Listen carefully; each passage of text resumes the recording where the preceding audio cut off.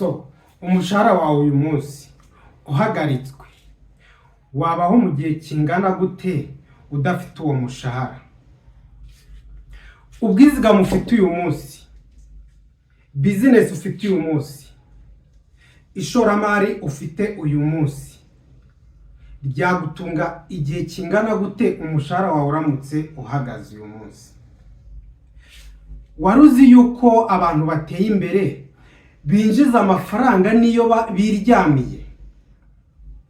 Ibi bibazo byose hamwe n'ibindi ntarambuye tugiye kubirebera hamwe muri iyi video.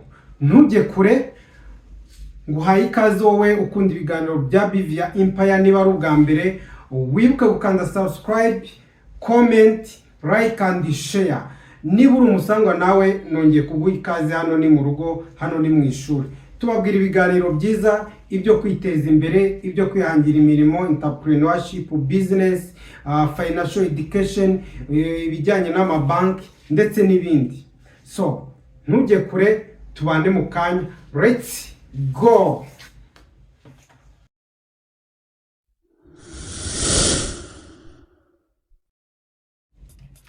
Uyu munsi tugiye kurebera hamwe 3 types of income. 3 types of income. So hari salary income, hari profit income, hari na passive income. Ubu ni ubwoko cyangwa se ni uburyo butatu abantu binjizamo amafaranga umunsi ku munsi, cyangwa se on a monthly basis, cyangwa se annually. So umushahara ni igihembo umuntu ahembwa kuko yakoze akazi. Aba yakoze akazi agahembwa umushahara. Umushahara ushobora kuba uri ku kwezi, umushahara ushobora kuba uri ku gihembwe, ariko menya ngo uyu mushahara uwubona kuko wakoze akazi. Hari akazi gahora, hari akazi gasanzwe, ukabona umushahara. Abaroya, abakora mu biro, abakora mu mabanki, abakora bakorera umushahara ku kwezi. So profit income, iyi profit income yo iva muri business, ku bantu bakora business. So abantu bakora business ishobora kuba ari small and medium enterprise.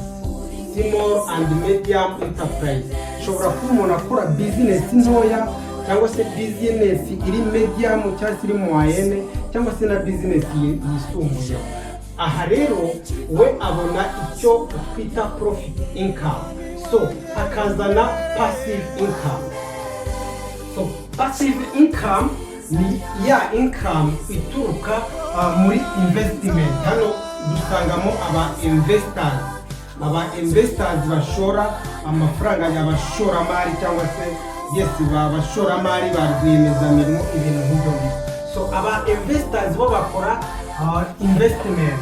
So bashobora gukora investment mu bintu bitandukanye, like asset, bagura imitungo itimukanwa, cyangwa se muri real estate.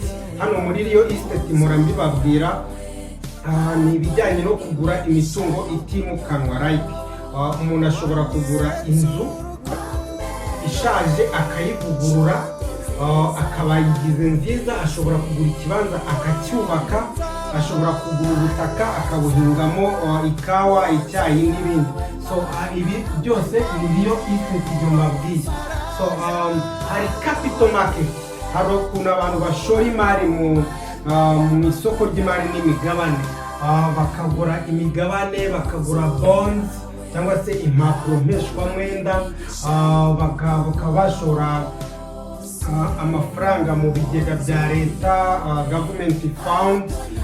Hano dushobora gusangamo nko mu Rwanda Agaciro Development Fund, RNIT fund.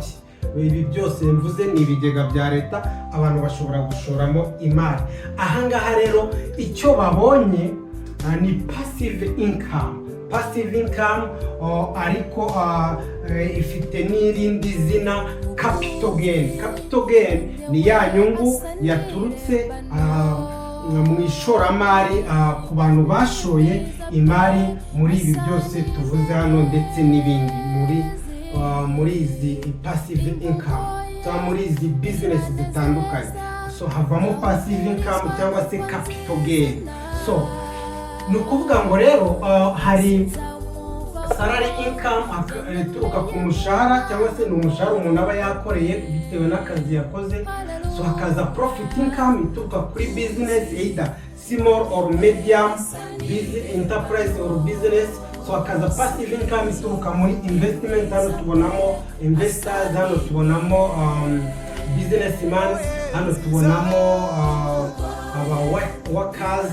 So izi rero ni 3 types of income, ni uburyo butatu abantu binjizamo amafaranga kandi mu buryo butandukanye. So tuje rero ngiye kubabwira muri ubu buryo butatu ni ubuhe buryo bwiza noneho wowe uraza guhitamo kugira ngo turebe ese wowe uyu munsi uri muri krone, dufite krone eshatu.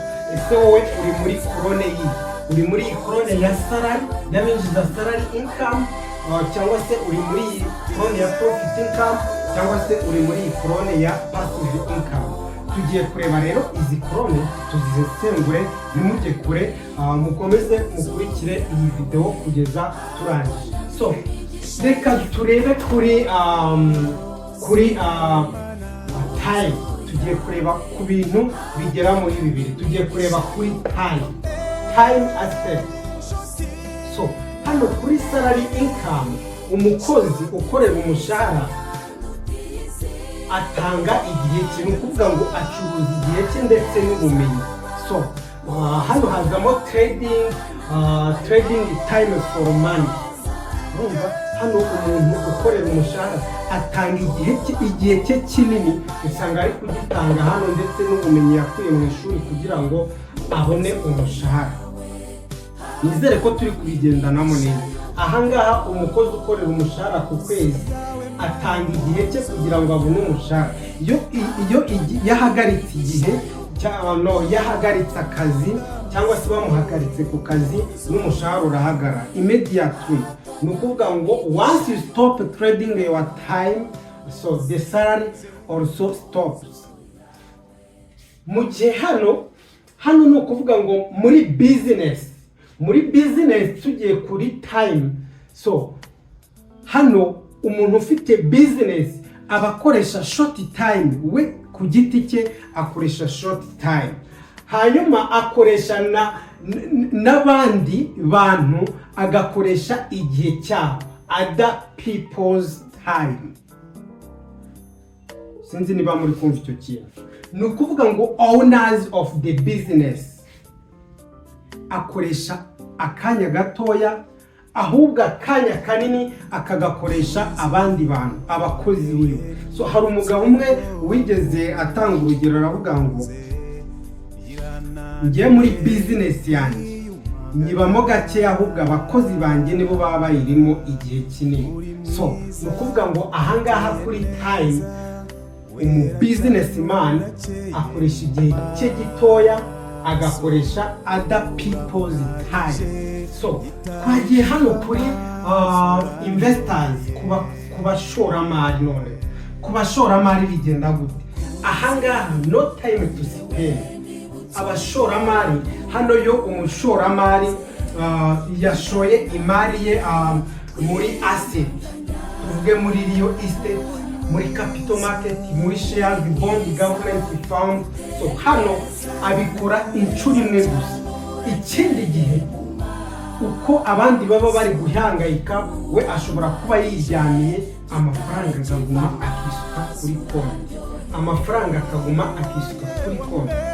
Ni hahandi usanga umuntu yirirwa yikinira biya cyangwa yasohotse kuri beach. Murabizi gusohoka kuri beach, abantu bakunda gusohoka, murabizi gusohoka kuri beach biraryoha, ariko nta kintu cyiza nko gusohokera kuri beach, nko gutravelinga amafaranga ariho yisukiranya kuri konti yawe. So ni ukuvuga ngo ahangaha rero umu-investor nta gihe kinini akoresha, igihe cye aba yarashoye rimwe gusa, ariko amafaranga akaguma akisukiranya. Iyi niyo bita passive income. Nizere ko muri mukugira. So muri izi korona uko ari eshatu, yaba salary income ku bijyanye n'igihe, yaba profit income ku bijyanye n'igihe, yaba passive income ku bijyanye n'igihe, murabyumva. So dusubiye inyuma gatoya, hano kuri salary, kuri time iratsinzwe, profit income kuri time uyu nguyu akoresha igihe gitoya, agakoresha igihe cy'abandi. Hano kuri passive income nta gihe akoresha. So murumva ko kuri salary ku bijyanye na time bo baratsindwa, kubera yuko igihe cyabo kinini kongeraho ubumenyi bakuye mu ishuri bakimara hano hantu bakorera umushahara wa buri kwezi. Nizere yuko mukurikiye iyi scenario. Tugiye kureba ku kintu cya kabiri. Ikintu cya kabiri ngiye kubabwira noneho muraza kuyoberwa, muraza kwibaza uko bimeze. Ufite amatsiko? Nanjye nuko. Let's go.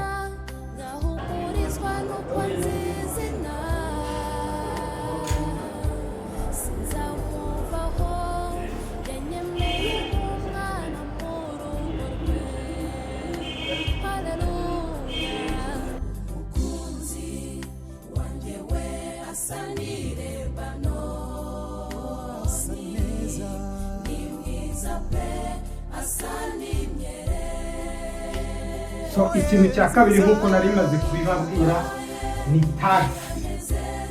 Ikintu cya kabiri ni tax. So hano ku muntu ukorera umushahara, tax bamutagisa kuri gross salary. So usanga rero umuntu ukorera umushahara rimwe na rimwe yishyuye kuva kuri 0 kugera kuri 64 by'umushahara we. Tax yishyura, tax and contribution, usanga kenshi biva kuri 0 kugera kuri 64. Byumvikana ko umushahara we ku giceri cy'ijana asigaranaho, no ku giceri cy'ijana yishyura 68.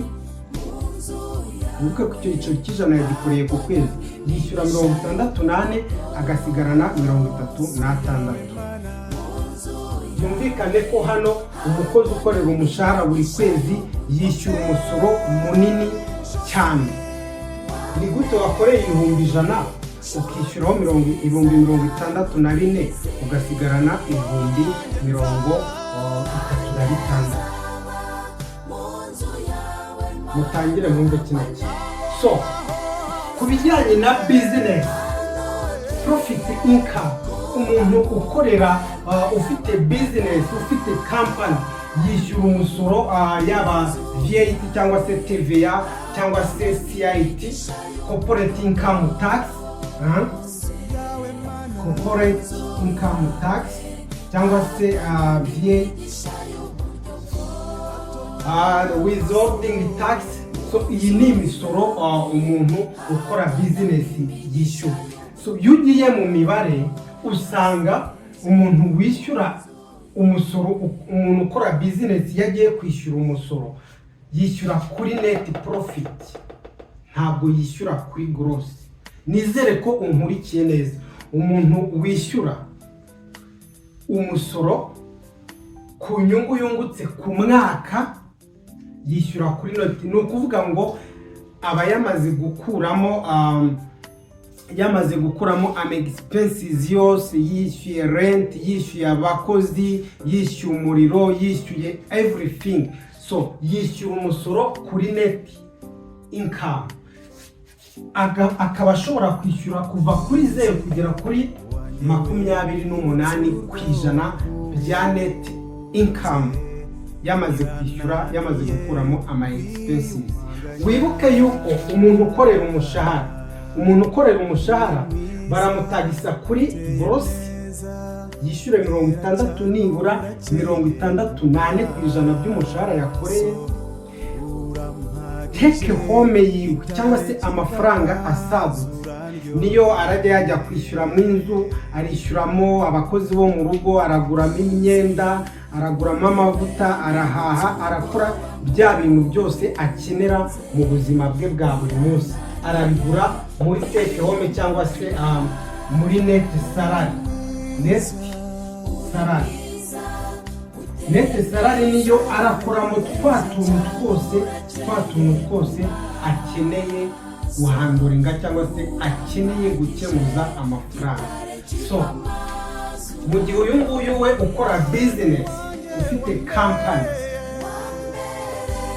hari igihe iyo dutangira business bamusonera umwaka ugashira adatanga umusoro n'umwe. Umukozi niyo ari mu igerageza probation period, wa mushahara atangira kuwutangaho umusoro na contribution zitandukanye. So ku bijyanye na passive income, investors baba shoramari, so batanga umusoro kuri capital gain, ni ukuvuga bishyura capital gain tax, kandi naho bishyura umusoro kuri net capital gain. Net capital gain ni ya nyungu yakomotse muri za investment bakoze, either muri real estate, niba yaguze miliyoni, yaguze inzu miliyoni 5 akayigurisha miliyoni 10, ubwo bivuze ngo yungutse miliyoni 5. Miliyoni 5 yungutse niyo capital gain. So niba ari inzu yari yaguze ishaje cyangwa se ituzuye akayivugurura, yarangiza yiguze miliyoni 5, amaze kuyivugurura ayigurishije miliyoni 20. So kugira ngo ajye kwishyura umusoro arabanza kureho ya total cost yayishyizeho arimo kuyivugurura, arabanza bikureho, noneho igisigaye net capital gain abone kwishyura umusoro. Akenshi mumaze kubimenyera ku bantu bagurisha inzu cyangwa bagurisha ibibanza yuko amafaranga yose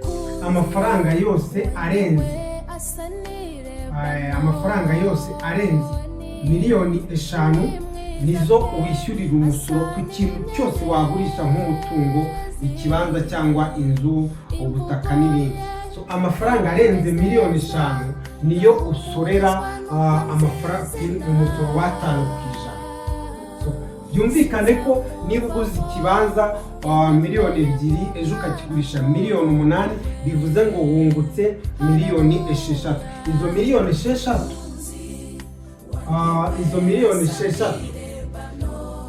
urakuramo miliyoni 5 utari busorere, nurangiza urasorera miliyoni zingahe? Niba wungutse miliyoni 6 urasorera ngahe? Ugomba gukuramo miliyoni 5 zigasorera. Sinzi niba muri kumva icyo kintu, nawe ijya mu mibare. So byumvikane yuko uyu muntu umwinvestor ukoresha amafaranga ye washoye muri iyi mishinga twavuze cyangwa se muri izi business twavuze, yishyura umusoro mutoya.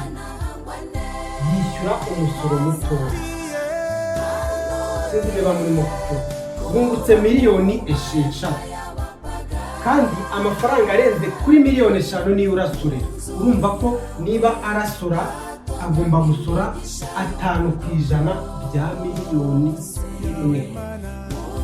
Sinzi niba murimo kucyumva, kuko asora kuri net capital gain kandi agasora ukuyemo miliyoni 5. So hari nubwo adasora.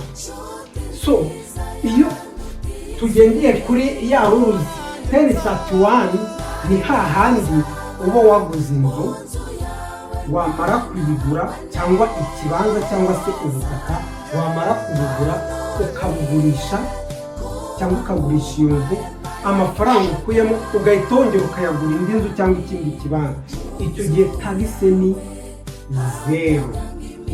Niyo rule ya 1031, tagise iba 0. Nibyo none umwinvestor ashobora kwishyura umusoro wa zero. Ubwo ni ukuvuga n'ibyaye n'ubundi adashobora kwishyura umusoro ashobora gusonera. Iyo hari aba investor ba rwiyemezamirimo, abashoramari, reka dukoreshe ijambo abashoramari, akenshi abashoramari hari aho agera bakamusonera umusoro hagati y'imyaka 5 n'10 nta kintu ari kwishyura, mu gihe wamusarariye niyo ari muri probation period atangira kwishyura umusoro n'izindi contribution. Hano umwinvestor asonerwa ryari n'igihe afite investment certificate. So hari abantu baba bafite iyi certificate bahawe na RDB bitewe nuko bemvestishije cyangwa se bashaka gukora investment muri infrastructure zunganira leta. Urugero nko gukora umuhanda, nk'iyo akenshi abantu bagiye gukora imihanda cyangwa bagiye kubaka imihanda, kubaka ibitaro, amavuriro, kubaka amabasi parking cyangwa se gare, kubaka ibibuga by'indege, aba bantu bahabwa investment certificate. Icyo gihe amara imyaka 10 yishyura 0% y'umusoro, yaba pay abari 0, CIT cyangwa se corporate income tax abari 0, umusoro ku nyungu abari 0, abasonewe mu gihe kingana hagati y'imyaka 5 n'imyaka 10. Ahangaha wibuke ko mbere ahangaha kuri CIT ikigo cyungukaga tuvuge inyungu ku mwaka, profit income kishyuraga 30% ya net income, ariko leta kugira ngo ishishikarize abantu gukora business yagabanyije umusoro yagejeje kuri 28%. Niba utaruzi iri tegeko umenye ko nabyo byasohoye.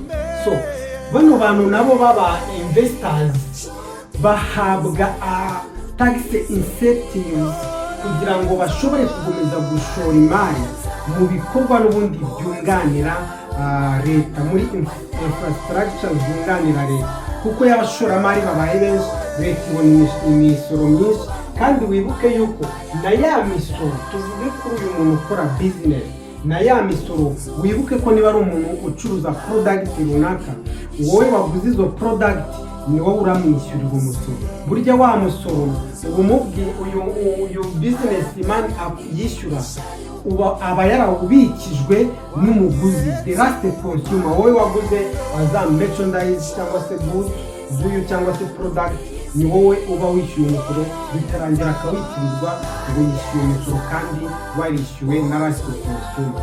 So ndibaza ko murimo kwungukira. Salary ku bijyanye na time yatsinzwe, ku bijyanye na tax salary yatsinzwe.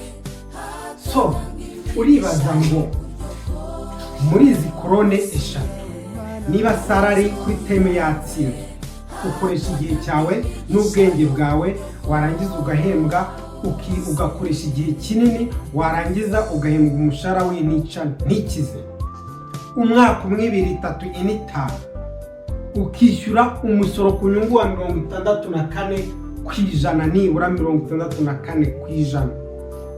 Muri video tandaza kubibereka neza. So uyu nguyu akishyura kuva kuri 0 kugera kuri 28%. Umwinvestor akishyura umusoro wa 5% cyangwa se akanasonerwa kutishyura umusoro mu gihe cy'imyaka hagati y'5 n'10. So wakwibaza ngo wowe musarariye usigaye hehe, urakora iki? So kugira ngo uve muri salaire ugere muri business, ujye gukora business, uve muri business ujye muri investment, bisaba ubushobozi. Bisaba iki? Bisaba ubushobozi.